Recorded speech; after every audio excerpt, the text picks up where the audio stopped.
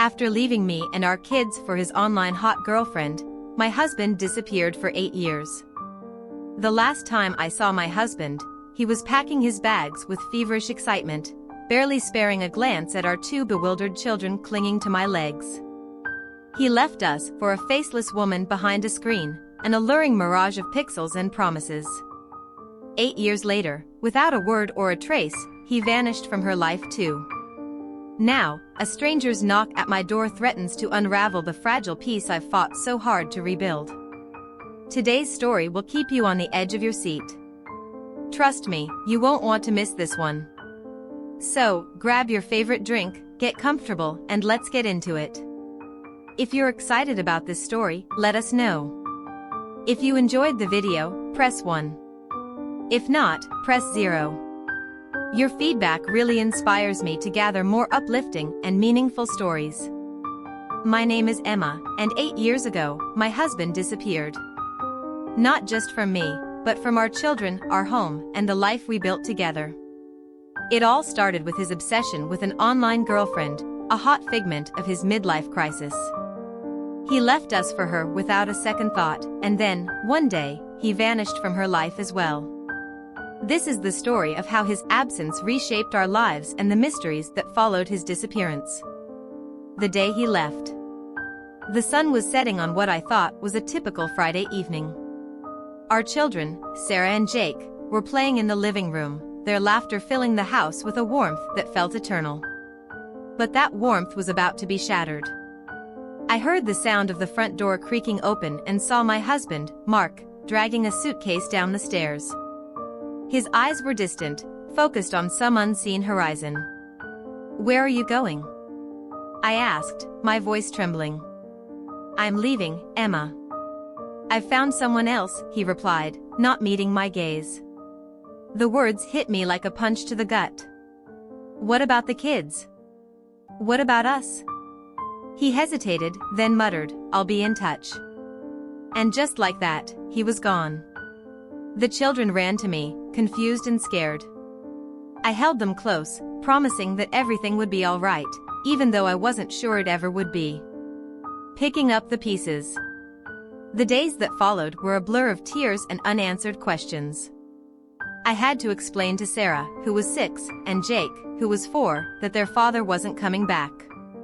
It broke my heart to see their innocent faces contort with confusion and sadness. I found a job at a local bookstore, and we moved into a smaller house. Life became a series of routines: work, school, meals, bedtime stories. We learned to live without him, but the void he left was always there, like a shadow lurking in the corners. The unexpected visitor. 8 years had passed since Mark's departure. One evening, as I was tucking the kids into bed, there was a knock at the door. My heart raced as I opened it, half expecting to see Mark standing there. Instead, it was a stranger, a woman with dark hair and piercing blue eyes. "Emma," she asked, her voice steady. "Yes. Can I help you?" "My name is Laura. I'm the woman Mark left you for." I felt a surge of anger and disbelief. "What do you want?" "I need to talk to you about Mark. He's gone. Disappeared. A shared mystery." Laura sat at our kitchen table, her hands trembling as she sipped the tea I made. She told me how Mark had vanished from her life too, 8 years ago. He left for work one morning and never came back. No calls, no notes, just gone. "Why are you telling me this now?"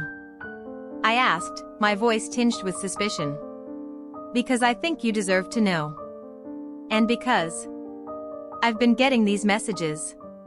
She handed me her phone. The messages were cryptic, filled with references to Mark and strange coordinates. They started appearing a month ago, always from an unknown number. "Do you think he's in trouble?" I asked, a mix of fear and curiosity bubbling up inside me. "I don't know. But I think we need to find out." The search begins. Laura and I decided to work together, putting aside our differences for the sake of the children and the man who had once been a part of our lives. We traced the coordinates from the messages to a small town a few hours away. With the kids in the care of a trusted friend, we set off on our journey. The town was quiet, almost eerie in its stillness. We visited the places the coordinates pointed to: an old library, a rundown motel, a deserted park.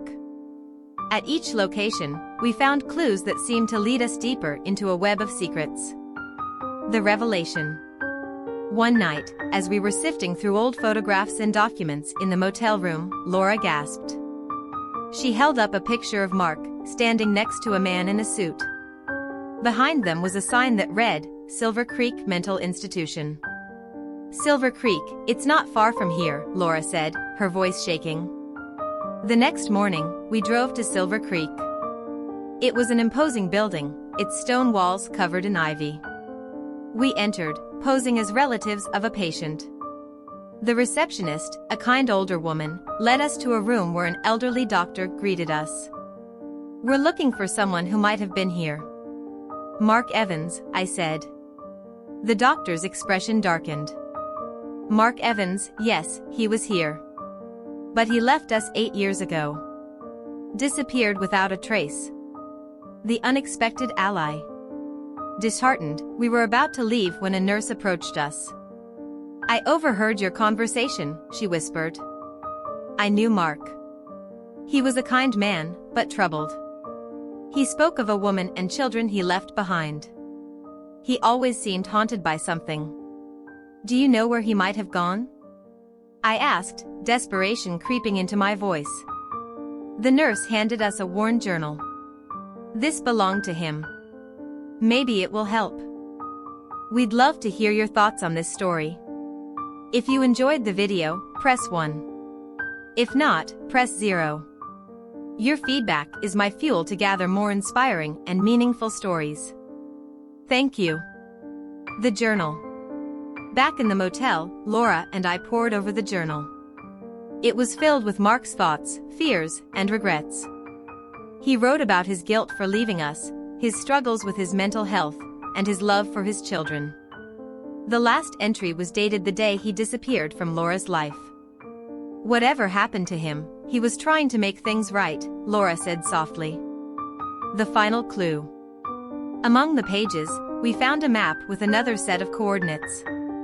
They led us to an abandoned cabin in the woods. We drove there, our hearts pounding with anticipation and fear. The cabin was decrepit, its windows boarded up.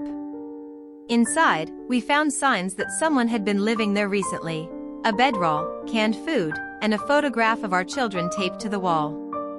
The end of the trail.